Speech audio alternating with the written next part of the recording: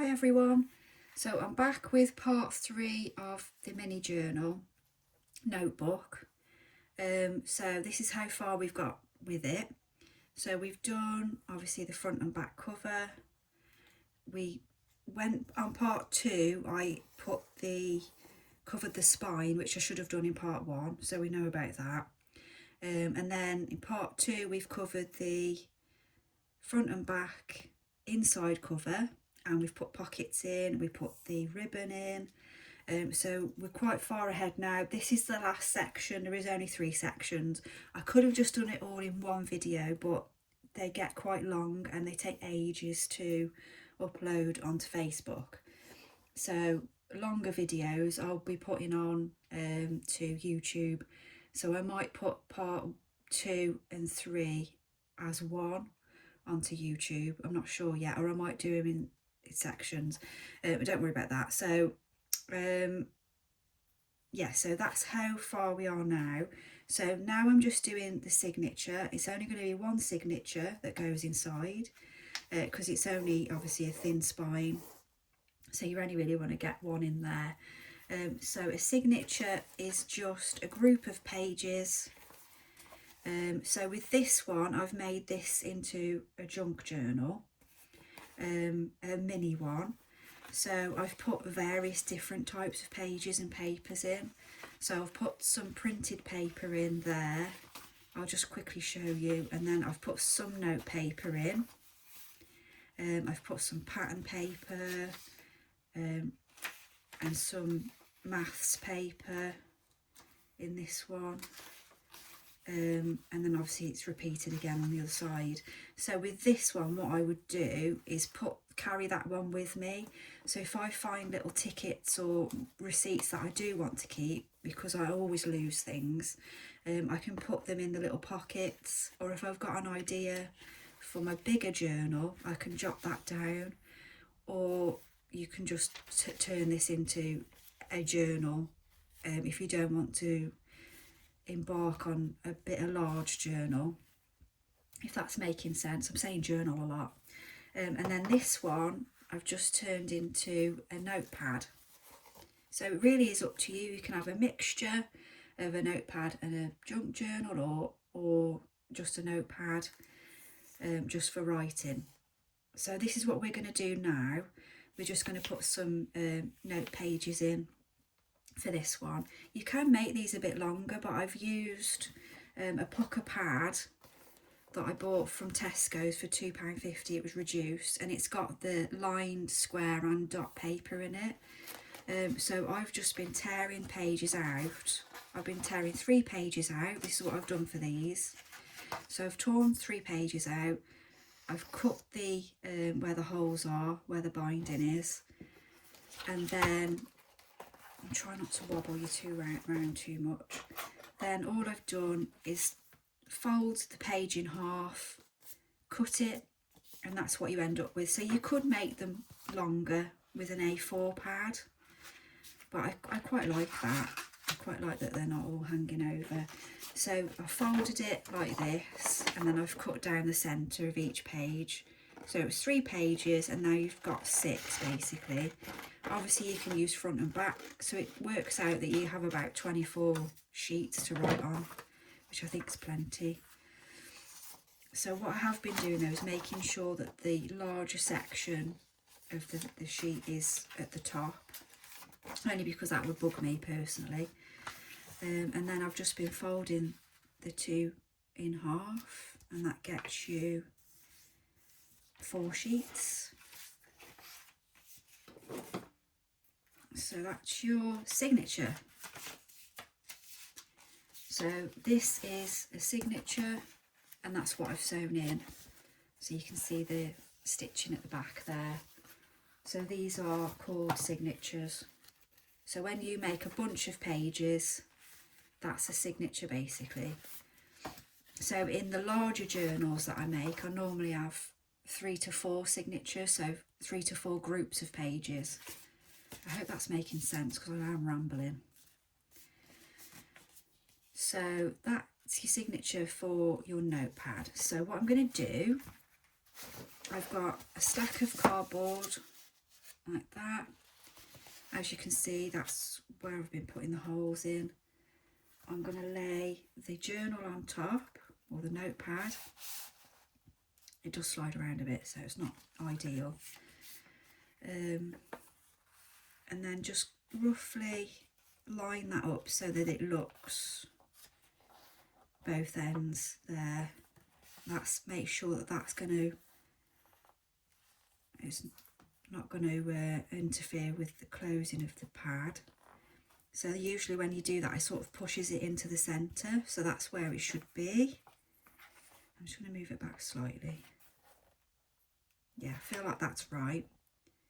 And then I'm just going to, you can washi tape this down if you want to. I'm just going to keep my hand on it, my one hand, and then put some little clips down. I'm not going to let this go because my hand is keeping it in the position. And because it's only one signature, I'm just going to do it by eye. So to me, I'm going to go for that one for the centre. Punch that all the way through. So you do need one of these tools. I can't remember the name of it, but I'll put the link on in comments of the set that I bought from Amazon. It's a journaling, a starter kit basically. So to me, that's about right. I'm just eyeballed that. I'm not measuring it.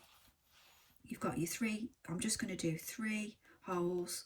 You punch all the way through right into the cardboard. And then you get, I'm just going to lift my hand off that gently, try not to knock it. It's not the end of the world if you do, you can level it back up now you've got your holes in.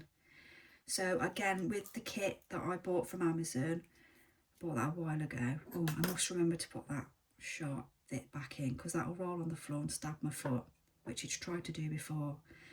You get, so in the kit you get the tool, which I should know the name of but I don't, the needles, you get a pack of 3 wax threads.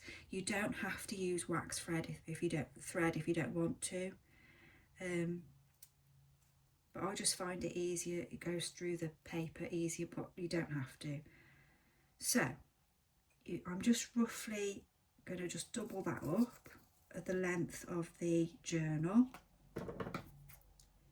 I'm calling it a journal, it's a notepad, but you know what I mean. Thread that through, and it does tend to thread quite easily because it is waxed. Normally it does. There we go. And then I'm going to go, if you want it to be tied off inside your journal, you need to go down through your middle hole. If you want it to be tied at the back, you need to come up. So I'll show you what I mean. So I'll just do it the way I've been doing it. So if you go down your middle hole, try not to make this video too long. I haven't pulled that through very well. So just bring that through, just pull, that's it. I should have brought my needle up a bit further. So keep your finger on that, your thumb, and then find your hole at the back. It's a good way of practicing to do a big journal, this is actually. I wish I'd started doing this originally as practice. So bring that back through, make sure it's nice and tight. Then bring your original thread up so it's out of the way of the hole, and then go back through. It is really easy. I'm making it look far too complicated. And then bring that back up. So as you can see,